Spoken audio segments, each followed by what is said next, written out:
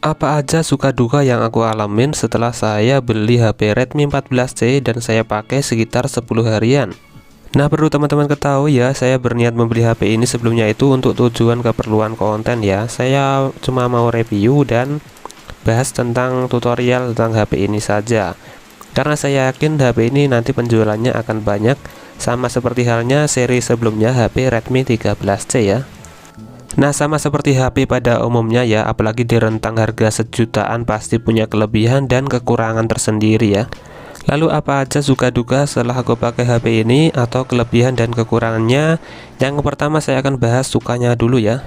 Nah, karena desain layar HP ini itu cukup lebar, jadi cukup nyaman untuk nonton video ataupun scroll sosmed ya. Buat kalian nonton YouTube, TikTok, ataupun Facebook Reel ini sangat recommended sekali. Apalagi layarnya ini sudah cukup jernih dan bisa kalian sesuaikan mengenai saturasi warnanya di pengaturan ya. Ada pilihan untuk meningkatkan ketajaman warnanya juga. Wah, ini sangat mantap sekali menurut saya. Kemudian dari segi baterai yang aku suka dari HP ini karena baterainya itu di atas 5000 ya teman-teman. Nah, ini sudah sangat bagus ya untuk HP kelas 1 jutaan. HP-nya itu dilengkapi baterai 5160 ya kalau nggak salah mAh ya. Nah, di seri sebelumnya aja masih 5000 mAh. Apalagi dalam proses pengisian baterai sudah dilengkapi fast charging ya 18 watt. Nah, di HP harga seginian tentunya sudah pas banget ya, walaupun belum turbo charge, tentunya pengisiannya dengan metode fast charging ini tentunya lebih cepat daripada pengisian HP pada umumnya yang belum fast charging. Nah, selanjutnya yang aku suka dari HP ini dari segi kamera ya teman-teman. Nah, kamera yang mana? Yaitu kamera depan. Kalau kamera belakang itu menurut saya masih biasa saja ya, walaupun resolusi kameranya sudah sampai 50 megapiksel, tetapi untuk hasil jepretannya itu masih terkesan biasa saja ya. Tetapi untuk kamera depan dia sudah 13 megapiksel, tentunya lebih jernih daripada seri sebelumnya ya. Nah, dengan kamera depan segitu tentunya akan lebih nyaman jika buat selfie, video call, ataupun membuat video atau live stream ya, karena sudah cukup jernih kameranya di angka segitu menurut saya. Nah, satu lagi dari segi layar yang aku suka dari HP ini tadi lupa bahas ya. Kalau layar HP ini itu sudah dilengkapi refresh rate 120Hz ya. Jadi dalam pengalaman scrolling itu tentunya lebih nyaman jika kalian sering scroll medsos seperti TikTok ataupun YouTube, Facebook dan lain-lain ya. Kalian bisa hidupkan 120Hz ini di pengaturan ya teman-teman.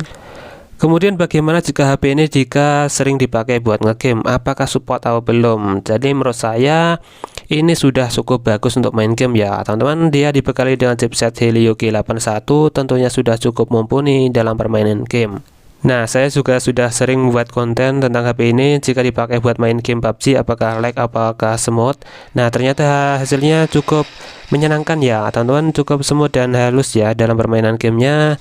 Jarang ya terjadi lag atau bagaimana, apalagi kalau sinyalnya itu bagus ya, seperti itu.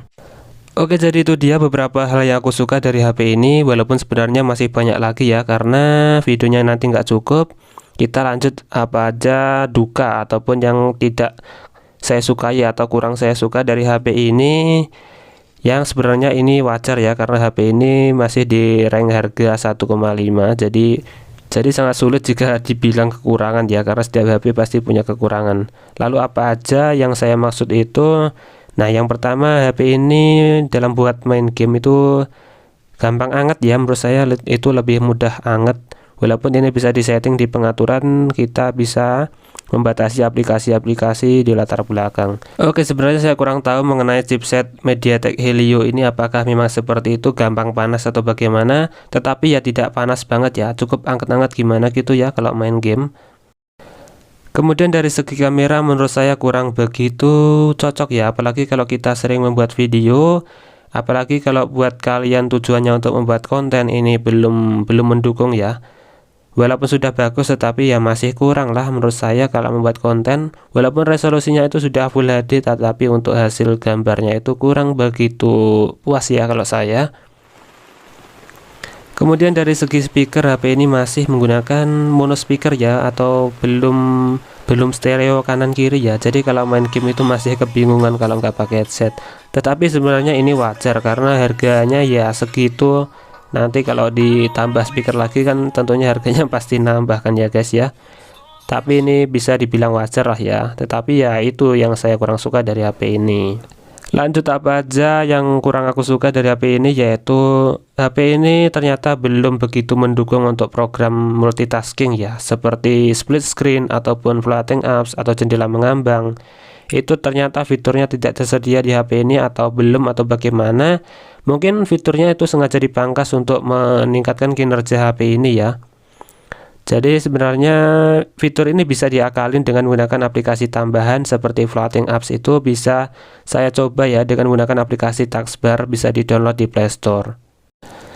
Kemudian untuk sensor juga belum begitu lengkap ya untuk HP ini, seperti sensor gyroscope itu tidak tersedia di HP ini ya. Jadi sangat disayangkan jika kalian seorang pemain game ya. Nah, kemudian yang terakhir yang sepertinya wajar di HP Xiaomi, yaitu adanya iklan ya teman-teman.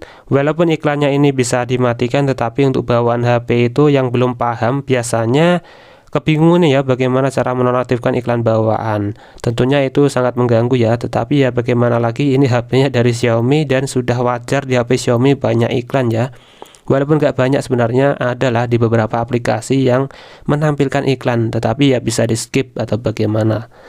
Oke, itu dia beberapa suka duka yang aku alami setelah 10 harian ya menggunakan HP Redmi 14C. Semoga bermanfaat buat kalian. Jangan lupa like dan subscribe.